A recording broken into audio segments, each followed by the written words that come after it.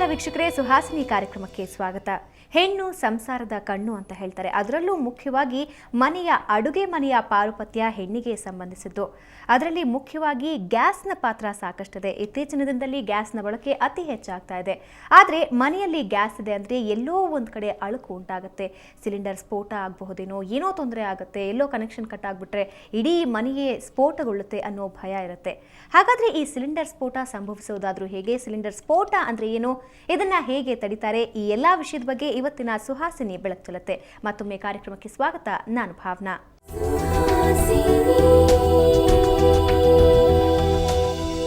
ವೀಕ್ಷಕರೇ, ಈಗಾಗಲೇ ಹೇಳಿದ ಹಾಗೆ ಸಿಲಿಂಡರ್ ಸ್ಫೋಟ ನಿಜವಾಗಿಯೂ ಭಯ ಹುಟ್ಟಿಸುವಂತಹ ವಿಷಯ. ಯಾರ ಮನೆಯಲ್ಲಿ ಯಾವ ಸಂದರ್ಭದಲ್ಲಿ ಸಿಲಿಂಡರ್ ಸ್ಫೋಟ ಆಗುತ್ತೆ ಅಂತ ಹೇಳೋದಕ್ಕಾಗಲ್ಲ. ಮನೆಯಲ್ಲಿ ಗ್ಯಾಸ್ ಸಿಲಿಂಡರ್ ಇದೆ ಅಂದರೆ ಎಲ್ಲೋ ಒಂದು ಕಡೆ ಮನಸ್ಸು ಅಳಗ್ತಾನೆ ಇರುತ್ತೆ. ಊರಿಗೆ ಹೋಗುವಾಗಲಿ, ಮಕ್ಕಳನ್ನ ಮನೇಲಿ ಬಿಡುವಾಗಲಿ ಸಾಕಷ್ಟು ಭಯ ಉಂಟು ಮಾಡುತ್ತೆ. ಈ ಸಿಲಿಂಡರ್ ಸ್ಫೋಟ ಏನು ಮತ್ತು ಇದಕ್ಕೆ ಪರಿಹಾರ ಏನು ಅಂತ ತಿಳಿಸ್ಕೊಡೋದಕ್ಕೆ ಗ್ಯಾಸ್ ಸೇಫ್ ಇಂಡಿಯಾ ಲಿಮಿಟೆಡ್ನ ಝೋನಲ್ ಮ್ಯಾನೇಜರ್ ಆಗಿರುವಂತಹ ಸುದರ್ಶನ್ ಅವರು ನಮ್ಮ ಜೊತೆ ಇದ್ದಾರೆ. ಸುದರ್ಶನ್ ಅವರೇ, ಕಾರ್ಯಕ್ರಮಕ್ಕೆ ಸ್ವಾಗತ. ನಮಸ್ಕಾರ. ಈ ಅನಿಲ ಸ್ಫೋಟವನ್ನು ತಡೆಯೋದು ಹೇಗೆ ಅಂತ ಈಗಾಗಲೇ ಇದಕ್ಕೆ ಸೇಫ್ಟಿ ಡಿವೈಸ್ ಅಂದ್ರೆ ಸುರಕ್ಷಾ ಕವಚ ಒಂದು ಬಂದಿದೆ. ಅದರ ಪ್ರಾತ್ಯಕ್ಷಿಕೆ ನೋಡ್ಕೊಂಡು ಬರೋಣ ಬನ್ನಿ. ಎಲ್ಪಿಜಿ ಗ್ಯಾಸ್ ಇಲ್ದಿರುವ ಮನೆಗಳು ಇವೆಯಾ ಅಂತ ಹುಡುಕಿದ್ರೆ ಸಿಗೋದು ಡೌಟೆ. ಯಾಕಂದ್ರೆ ಈಗಂತೂ ಪ್ರತಿಯೊಬ್ಬರ ಮನೆಯಲ್ಲೂ ಎಲ್ಪಿಜಿ ಗ್ಯಾಸ್ ಸಿಲಿಂಡರ್ ಇದ್ದೇ ಇರುತ್ತೆ. ಅದು ಎಷ್ಟರ ಮಟ್ಟಿಗೆ ಅಂದ್ರೆ ಕೆಲವರಂತೂ ಸೀಮೆ ಎಣ್ಣೆ ಅಥವಾ ಕಟ್ಟಿಗೆ ಒಲೆ ಉಪಯೋಗಿಸ್ತಾ ಇದ್ರು. ಪ್ರೆಸ್ಟೀಜ್ಗಾಗಿ ಗ್ಯಾಸ್ ಒಲೆ ಇರ್ಲಿ ಅಂತ ಇಟ್ಕೊಳ್ಳೋರು ಇದ್ದಾರೆ. ಅಡುಗೆ ಅನಿಲ ಬಳಕೆ ಮಾಡುವವರ ಸಂಖ್ಯೆ ದಿನದಿಂದ ದಿನಕ್ಕೆ ಜಾಸ್ತಿ ಆಗ್ತಾನೆ ಇದೆ. ಜೊತೆಗೆ ಸಿಲಿಂಡರ್ ಸ್ಫೋಟ ಕೂಡ. ಎಷ್ಟೇ ಮುಂಜಾಗ್ರತೆ ವಹಿಸ್ತೀವಿ ಅಂದ್ರೂ ಅಲ್ಲೊಂದು ಇಲ್ಲೊಂದು ಸಿಲಿಂಡರ್ ಸ್ಫೋಟ ಸುದ್ದಿ ನಮ್ಮ ಕಿವಿಗೆ ಬೀಳ್ತಾನೆ ಇರುತ್ತೆ. ಅದರ ಭಯಾನಕ ಮುಖ ಎಲ್ಲರನ್ನೂ ಕ್ಷಣ ಮಾತ್ರ ಬೆಚ್ಚಿ ಬೀಳಿಸುತ್ತೆ. ತಿಳಿದೋ ತಿಳಿಯದೆಯೋ ಒಂದು ಸಣ್ಣ ಅಜಾಗರೂಕತೆ ಎಂತಹ ಶಿಕ್ಷೆಗೆ ಗುರಿ ಮಾಡಿಬಿಡುತ್ತೆ ಅಂದ್ರೆ ಆ ದುರ್ಘಟನೆ ಕಣ್ಣಾರೆ ಕಂಡೋರು ಕನಸಿನಲ್ಲೂ ಕಂಗಾಲಾಗ್ತಾರೆ.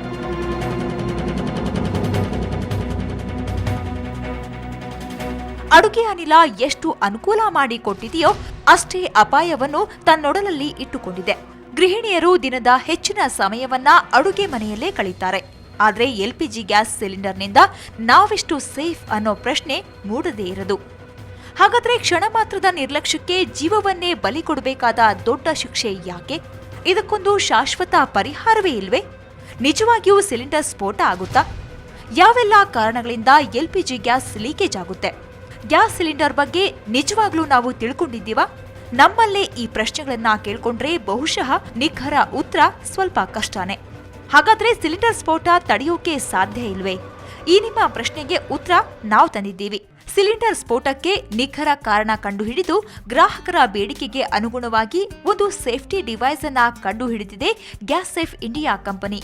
Based on the customer feedback and surveys which we conducted years before, we understood that the common causes of LPG accidents are due to leakages in the pipeline which is there in our house, the green pipeline which normally we have.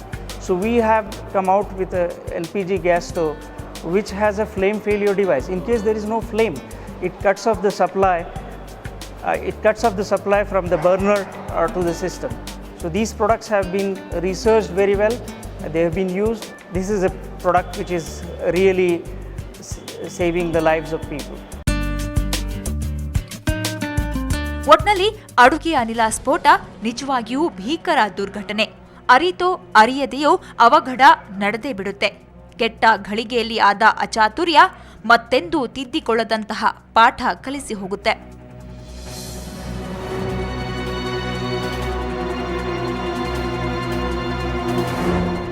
ವೀಕ್ಷಕರೇ, ಈಗಾಗಲೇ ಪ್ರಾತ್ಯಕ್ಷಿಕೆ ನೋಡಿದ್ವಿ. ಅಂದರೆ ಈ ಸ್ಫೋಟವನ್ನು ತಡೆಯುವಂತಹ ಸಾಧನದ ಬಗ್ಗೆ ನೀವು ತಿಳ್ಕೊಂಡ್ರಿ. ಇದನ್ನ ಬಳಸ್ತಾ ಇರೋರು ಏನು ಹೇಳ್ತಾರೆ ಇದ್ರ ಬಗ್ಗೆ ಬನ್ನಿ ನೋಡೋಣ.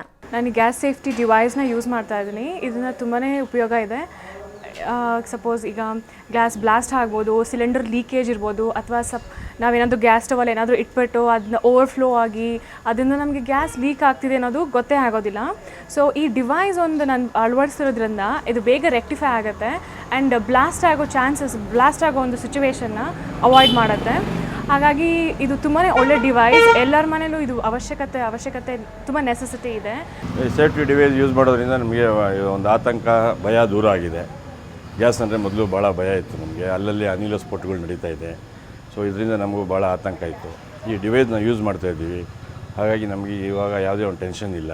ಮನೆಯಲ್ಲಿ ಒಂದು ಸಿಲಿಂಡರ್ ಇತ್ತು ಅಂದರೆ ಅದು ತುಂಬ ಉಪಯೋಗಕರ ವಸ್ತುನೇ ಆಗಿದ್ರೂ ಕೂಡ ತಂದೆ ತಾಯಿಗಾಗಲಿ ಹಿರಿಯರಿಗಾಗಿರಲಿ ಎಲ್ಲೋ ಒಂದು ಕಡೆ ಸಣ್ಣ ಅಳುಕು ಬಂದು ಮನಸ್ಸಿನಲ್ಲಿ ಹೋಗುತ್ತೆ. ಯಾಕೆಂದರೆ ಸಿಲಿಂಡರ್ ಸ್ಫೋಟಗೊಳ್ಳುವಂತಹ ಸಾಧ್ಯತೆಗಳು ಹೆಚ್ಚಿನ ಮಟ್ಟಿಗಿವೆ.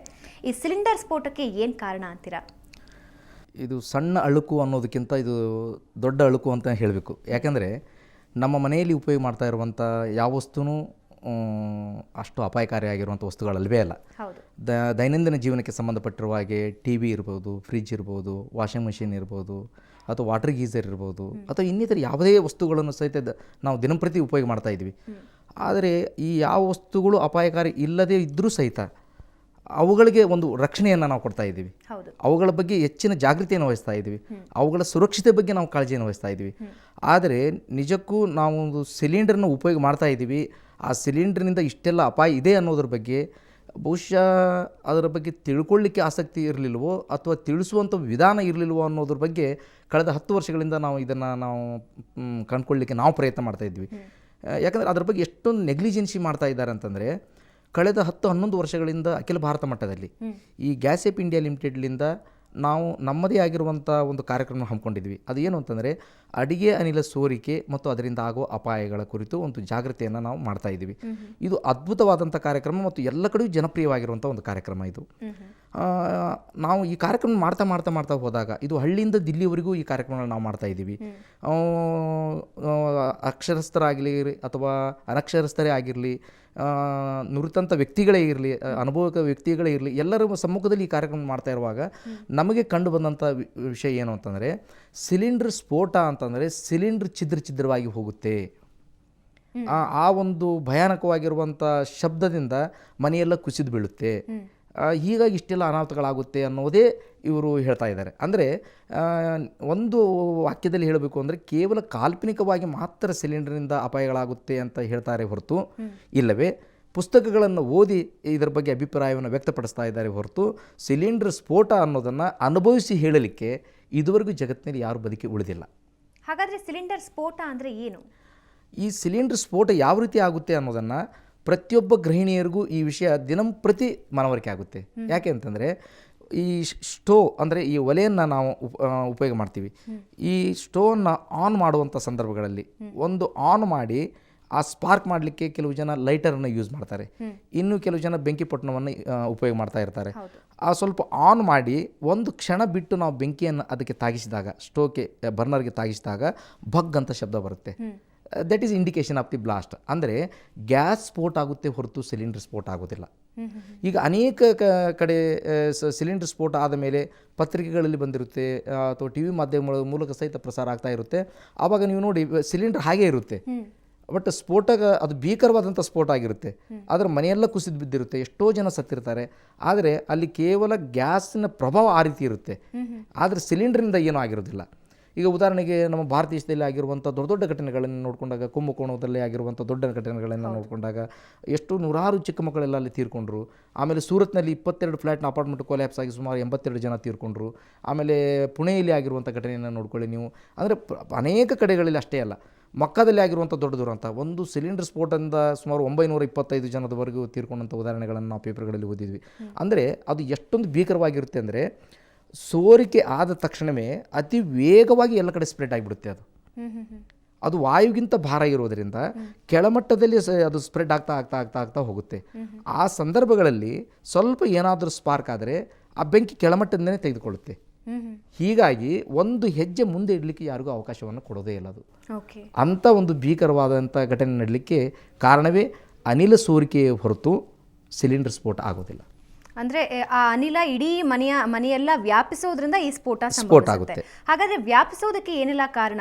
ಬಹಳಷ್ಟು ಜನರಿಗೆ ಸಿಲಿಂಡರ್ನಲ್ಲಿ ಏನಿದೆ ಅನ್ನೋದು ಸಹಿತ ತಿಳ್ಕೊಳ್ಳಿಕ್ಕೆ ಆಸಕ್ತಿ ಇಲ್ಲ ಅಂತ ತಿಳ್ಕೊಂಡಲ್ಲ, ಅಥವಾ ಸಿಲಿಂಡರ್ ಬಗ್ಗೆ ತಿಳ್ಕೊಳ್ಳ ಅಂತಂತಂದು ಮಾತ್ರಕ್ಕೆ ಅವರದ್ದು ಜಾಣರಲ್ಲ ಅಂತ ತಿಳ್ಕೊಂಡಲ್ಲ, ಅದರ ಅನಿವಾರ್ಯತೆ ಬಂದಿಲ್ಲ. ಇದು ಒಂದು ನಮ್ಮ ಗಮನಕ್ಕೆ ಬಂದಿದೆ. ಹೇಗೂ ಅಡುಗೆ ಆಗುತ್ತೆ, ಊಟ ಆಗುತ್ತೆ, ಸಾಕು ಅನ್ನುವಂಥ ಒಂದು ಧೋರಣೆ ಅಂತ ನನ್ನ ಭಾವನೆ. ಮುಖ್ಯವಾಗಿ ಗೃಹಿಣಿಯರಿಗೆ ಆ ವ್ಯವಧಾನ ಇರೋದೇ ಇಲ್ಲ. ಸಮಯ ಇಡೀ ಮನೆಯೆಲ್ಲ ನೋಡ್ಕೋಬೇಕಾಗುತ್ತೆ, ಹೊರಗಡೆ ಹೋಗಿ ಕೆಲಸ ಮಾಡಬೇಕಾಗುತ್ತೆ. ನೀವು ಒಂದು ಬೇಕಂದ್ರೆ ಗಮನಿಸಬೇಕಂತ ಮುಖ್ಯವಾದ ಅಂಶ ಅಂದ್ರೆ ಮೇಡಮ್, ಮನೆಯಲ್ಲಿರುವಂಥ ಎಲ್ಲ ವಸ್ತುಗಳನ್ನು ಒಂದು ಬಾರಿ ಬಿಟ್ಟು 10 ಬಾರಿ ಸ್ವಚ್ಛ ಮಾಡ್ತಾರೆ. ಹೌದು. ನೀವು ಟಿವಿ ನೋಡಿ, ಫ್ರಿಡ್ಜ್ ನೋಡಿ, ಸೋಫಾ ಸೆಟ್ ನೋಡಿ, ಮನೆ ಕ್ಲೀನ್ ಮಾಡೋದ್ರ ಬಗ್ಗೆ ನೋಡಿ, ಎಷ್ಟು ಆಸಕ್ತಿಯನ್ನು ವಹಿಸ್ತಾ ಇರ್ತಾರೆ ಅಂದರೆ, ಯಾರಾದರೂ ಅತಿಥಿಗಳು ಬಂದರೆ ಅಚ್ಚುಕಟ್ಟಾಗಿ ಮನೆ ಎಲ್ಲ ಕಾಣಬೇಕು ಅಂತ ಕಿಚನು ಚೆನ್ನಾಗಿ ಮಾಡ್ಕೊಂಡಿರ್ತಾರೆ. ಆದರೆ ಯಾರೊಬ್ಬರು ಆ ಸಿಲಿಂಡರ್ನ ಸ್ವಚ್ಛ ಮಾಡಲ್ಲ, ರೆಗ್ಯುಲೇಟರ್ನ ಸ್ವಚ್ಛ ಮಾಡೋದಿಲ್ಲ, ಪೈಪನ್ನು ಸ್ವಚ್ಛ ಮಾಡೋದಿಲ್ಲ, ಮೇಲ್ಗಡೆ ಸ್ಟೋವ್ ಇತ್ತೀಚಿನ ದಿನಗಳ ಅನೇಕ ಕಂಪನಿಗಳ ಅತಿ ವಿನೂತನ ಮಾದರಿಯ ಸ್ಟೋವ್ಗಳೆಲ್ಲ ಬಂದಿದೆ, ಮೇಲ್ಗಡೆ ಮಾತ್ರ ಕ್ಲೀನ್ ಮಾಡ್ತಾರೆ. ಹೀಗಾಗಿ ಅದನ್ನು ಯಾವಾಗ ಕ್ಲೀನ್ ಮಾಡಬೇಕು, ಒಳಗಿನ ಭಾಗಗಳನ್ನು ಯಾವಾಗ ಕ್ಲೀನ್ ಮಾಡಬೇಕು, ಎಷ್ಟು ದಿನಗಳಿಗೊಮ್ಮೆ ಅದನ್ನು ಕ್ಲೀನ್ ಮಾಡಬೇಕು, ಪೈಪನ್ನು ಎಷ್ಟು ವರ್ಷಗಳಿಗೊಮ್ಮೆ ಕ್ಲೀನ್ ಮಾಡಬೇಕು ಅಥವಾ ಅದನ್ನು ಬದಲಾವಣೆ ಮಾಡಬೇಕು, ರೆಗ್ಯುಲೇಟರ್ನ ಎಷ್ಟು ವರ್ಷಕ್ಕೊಮ್ಮೆ ಬದಲಾವಣೆ ಮಾಡಬೇಕು, ಅದನ್ನು ಯಾವ ರೀತಿ ಸ್ವಚ್ಛ ಮಾಡಬೇಕು ಅನ್ನೋ ವಿಧಾನಗಳನ್ನು ತಿಳ್ಕೊಳ್ಳಿಕ್ಕೆ ಅವರು ಬಹುಶಃ ಇಚ್ಛೆ ಪಟ್ಟಿಲ್ಲ ಅಂತ ತಿಳ್ಕೊಂಡು ನನ್ನ ಭಾವನೆ ಇದು.